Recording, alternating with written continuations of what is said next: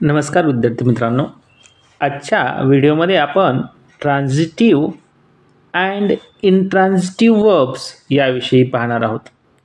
काही वर्ब्स हे ट्रान्झिटिव्ह असतात तर काही वर्ब्स हे इंट्रान्झिटिव्ह असतात. ट्रान्झिटिव्ह आणि इंट्रान्झिटिव्ह हे ॲक्शन वर्बचे दोन प्रकार आहेत. ॲक्शन या दोन प्रकारचे असतात, एक तर ते ट्रान्झिटिव्ह असते किंवा इंट्रान्झिटिव्ह असते. पाहूया आपण त्यातील पहिली ॲक्शन ती म्हणजे ट्रान्झिटिव्ह वर्ब्स. बघा, वर्ब्सच आहेत पण ते ट्रान्झिटिव्ह वर्ब्स आहेत. कोणाला म्हणायचं transitive verbs? Action that have a direct object to receive that action. जी action direct object to receive that action, direct object ती ॲक्शन रिसीव्ह करतो त्याला आपण ट्रान्झिटिव्ह वर्ब्स म्हणतो. किंवा ज्या वाक्यांमध्ये ज्या व्हर्बला ऑब्जेक्टची गरज असते, डायरेक्ट ऑब्जेक्टची गरज असते, त्या व्हर्बला आपण ट्रान्झिटिव्ह वर्ब्स म्हणतो. सेंटेन्स पहा. He is writing a book. यामध्ये आपण या अगोदरच्या व्हिडिओमध्ये पाहिलं, सब्जेक्ट ही आहे, वर्ब इज रायटिंग आहे आणि अ बुक हे आहे ऑब्जेक्ट. आता ऑब्जेक्टमध्ये अ बुक हे डायरेक्ट ऑब्जेक्ट आहे. आपण या वर्बला प्रश्न विचारायचा आहे व्हॉट आणि हुमने जे उत्तर मिळतं ते ऑब्जेक्ट असणार आहे. इथं डायरेक्ट ॲक्शन ही या ठिकाणी अ बुक वर होत असते म्हणून या ठिकाणी याला ऑब्जेक्ट म्हटलंय. मग हे इज रायटिंग काय झालं? Transitive verb. नेक्स्ट सेंटेन्स पाहूया. She answers all the questions. She हा सब्जेक्ट आहे, आन्सर्स हे वर्ब आहे. आता हे वर्बमध्ये कोणतं वर्ब? ट्रान्झिटिव्ह वर्ब. का म्हणून? तर इथं त्याला ऑब्जेक्टची नितांत गरज आहे म्हणून, आणि हे आहे object, direct object. Next sentence पहा. The dog ate the biscuit. The dog हे सब्जेक्ट, एट वर्ब. आता एट म्हणजे एका कुत्र्याने बिस्किट खाल्ले, पण बिस्किट हे काय आहे? Direct object. ज्या व्हर्बला ऑब्जेक्टची गरज असते त्याला ट्रान्झिटिव्ह वर्ब असं म्हणायचं. नेक्स्ट सेंटेन्स अजून पाहूया. The man love his children. माणूस त्याच्या मुलांवर प्रेम करतो. द मॅन हा सब्जेक्ट आहे या वाक्यामध्ये. लव हे वर्ब आहे आणि हे ट्रान्झिटिव्ह वर्ब आहे, कारण प्रेम करण्यासाठी तर काहीतरी लागेल ना, मग त्याच्या मुलांवर तो प्रेम करतो म्हणून डायरेक्ट ऑब्जेक्ट आहे. प्रेम करण्याची क्रिया डायरेक्ट कोणावर होते? त्याच्या मुलांवर. म्हणून या ठिकाणी हिज चिल्ड्रन हे ऑब्जेक्ट आहे आणि लव हे ट्रान्झिटिव्ह वर्ब आहे. नेक्स्ट सेंटेन्स पहा. द डॉक्टर क्युअर्ड हिम.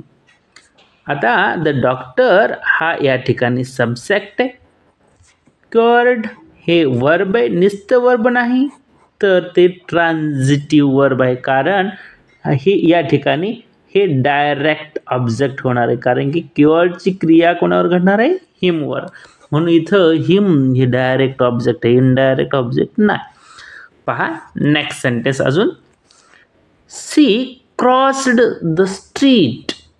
शी हा या वाक्याचा सब्जेक्ट आहे. या अगोदरच्या व्हिडिओमध्ये देखील आपण सब्जेक्ट, वर्ब आणि ऑब्जेक्ट कसं ओळखायचं हे शिकवलेलं आहे. जर तुम्हाला सब्जेक्ट, वर्ब, ऑब्जेक्ट ओळखायचं कसं हे पाहायचं असेल तर तुम्ही पाठीमागचा व्हिडिओ देखील पाहू शकता. क्रॉस्ड या ठिकाणी क्रॉस्ड हे ट्रान्झिटिव्ह ॲक्शन वर्ब आहे, ट्रान्झिटिव्ह वर्ब आहे, कारण सी क्रॉस्ड तिने क्रॉस केले, ओलांडलं. काय ओलांडलं? वटनं प्रश्न विचारा, उत्तर मिळतं द स्ट्रीट. आणि मग वटन प्रश्न विचारल्यास जे उत्तर मिळतं ते तुमचं डायरेक्ट ऑब्जेक्ट आहे. ऑब्जेक्ट काढण्यासाठी व्हॉट आणि हुम याने प्रश्न विचारायचे असतात, तुम्हाला उत्तर मिळत असतं. नेक्स्ट सेंटेन्स पहा. Ganesh kicked the ball. आता तुम्हाला गणेश हा सब्जेक्ट आहे, किक्ड हे वर्ब आहे आणि द बॉल हे डायरेक्ट ऑब्जेक्ट आहे किक्ड या वर्बचं, आणि त्यामुळं तुम्हाला माहीत झालं की किक्ड हे ट्रान्झिटिव्ह वर्ब आहे. ज्या वर्बला ऑब्जेक्टची नितांत गरज असते त्याला आपण ट्रान्झिटिव्ह वर्ब असं म्हणतो. Next, farmers grow wheat. गहू, व्हीट म्हणजे गहू. फार्मर्स हा डुअर म्हणजे करणार आहे, कृत आहे, करता आहे, म्हणून हा सब्जेक्ट झाला. आणि इथं ॲक्शन कोणती? ग्रो, वाढणे ही ॲक्शन आहे. आणि कोणावर ही ॲक्शन होते? तर या गव्हावर होते, व्हीट, म्हणून हा झाला ऑब्जेक्ट. आता हा डायरेक्ट ऑब्जेक्ट आहे आणि या वर्बला ऑब्जेक्टची गरज आहे म्हणून या वर्बला ट्रान्झिटिव्ह वर्ब असं आपण म्हणत असतो. आता Mamta sings a song. Mamta या वाक्यात सब्जेक्ट आहे, सिंग्स हे वर्ब आहे आणि या वर्बला ऑब्जेक्टची गरज आहे, नितांत गरज आहे, म्हणून सिंग्स हे ट्रान्झिटिव्ह वर्ब झालं. ॲक्शन वर्बचे दोन प्रकार, ट्रान्झिटिव्ह, इनट्रान्झिटिव्ह. ट्रान्झिटिव्ह म्हणजे ज्यांना ऑब्जेक्टची गरज असते त्यांना आपण ट्रान्झिटिव्ह म्हणतो. लास्ट सेंटेन्स यामधलं पाहूया. द लॉयन किल्ड द गोट. लॉयन हा ॲक्शन करणारा, डुअर म्हणून हा सब्जेक्ट, ॲक्शन आहे किल्ड म्हणून हे वर्ब. ॲक्शन कोणावर होते? वाटणं प्रश्न विचारायचा. व्हॉट डिड द लॉयन किल? उत्तर मिळालं द गोट, म्हणून द गोट हे डायरेक्ट ऑब्जेक्ट आहे. आणि हा किल्ड हा ट्रान्झिटिव्ह वर्ब आहे कारण त्याला ऑब्जेक्टची गरज आहे. ज्या वर्बना ऑब्जेक्टची, डायरेक्ट ऑब्जेक्टची गरज असते त्यांना आपण ट्रान्झिटिव्ह वर्ब असं म्हणत असतो. नेक्स्ट जी कन्सेप्ट आहे ती आपण पाहणार आहोत, ती म्हणजे इनट्रान्झिटिव्ह वर्ब. इनट्रान्झिटिव्ह वर्ब्स कसे असतात? इनट्रान्झिटिव्ह वर्ब्समध्ये कोणते कोणते वर्ब्स येऊ शकतात, त्याची डेफिनेशन काय आहे तर ते पाहूया.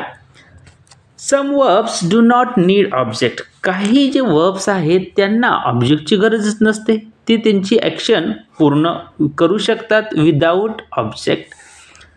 अजून काय दुसऱ्या शब्दात सांगायचं तर action that does not have a direct object to receive that action. ती कृती स्वीकारण्यासाठी डायरेक्ट ऑब्जेक्टची गरज नसते अशा ॲक्शन वर्बला, ॲक्शन वर्डला किंवा ॲक्शन वर्ब्सला इनट्रान्झिटिव्ह वर्ब्स असं म्हणायचं. इनट्रान्झिटिव्ह वर्ब्स असं म्हणायचं. एक्झाम्पल्स पाहूया म्हणजे तुम्हाला अजून छान समजण्यास मदत होईल. Snow fail yesterday. आता स्नो हे सब्जेक्ट आहे आणि फेल हे वर्ब आहे, पण या वर्बला या एस्टरडेची गरज, नितांत गरज आहे का? नाही, म्हणून हा ऑब्जेक्ट पण या ठिकाणी नाही, म्हणून हा जो वर्ब आहे तो वर्ब झाला इनट्रान्झिटिव्ह वर्ब. आता वी फेल्ड या ठिकाणी सब्जेक्ट वी आहे आणि फेल्ड हे काय आहे? वर्ब आहे. कोणतं वर्ब आहे? तर याला ऑब्जेक्टची गरज नाही म्हणून हे झालं transitive verb. Intransitive verb. Next sentence पहा. नेक्स्ट सेंटेन्समध्ये she is sleeping. Is sleeping हे वर्ब आहे आणि हे कोणतं वर्ब आहे मग? इनट्रान्झिटिव्ह, कारण की या ठिकाणी या सब्जेक्टला इथं वर्ब आहे सी इज स्लीपिंग. स्लीपिंग, मग स्लीपिंग काय आहे? वर्ब आहे आणि या वर्बला ऑब्जेक्टची गरज नाही म्हणून हे इंट्रान्झिटिव्ह वर्ब झालेलं आहे. They work hard, they subject, work हे इंट्रान्झिटिव्ह ॲक्शन वर्ब आहे. बर्ड्स फ्लाय, बर्ड्स हा सब्जेक्ट, फ्लाय हे इंट्रान्झिटिव्ह ॲक्शन वर्ब, कारण त्याला पुढे ऑब्जेक्टची गरज नाही. द एग फेल डाऊन, यामध्ये एग, द एग हा सब्जेक्ट आहे आणि फेल हे वर्ब आहे. कोणतं वर्ब आहे? इंट्रान्झिटिव्ह, कारण इथं ऑब्जेक्टची गरज नाही. ज्या ज्या वाक्यांमध्ये ऑब्जेक्टची गरज नसते त्या वाक्यांना जो वर्ब येतं त्याला इंट्रान्झिटिव्ह ॲक्शन वर्ब म्हणायचं. The balloon rose in the sky, rose verb आहे आणि हे इंट्रान्झिटिव्ह ॲक्शन वर्ब आहे. द बलून हा सब्जेक्ट आहे.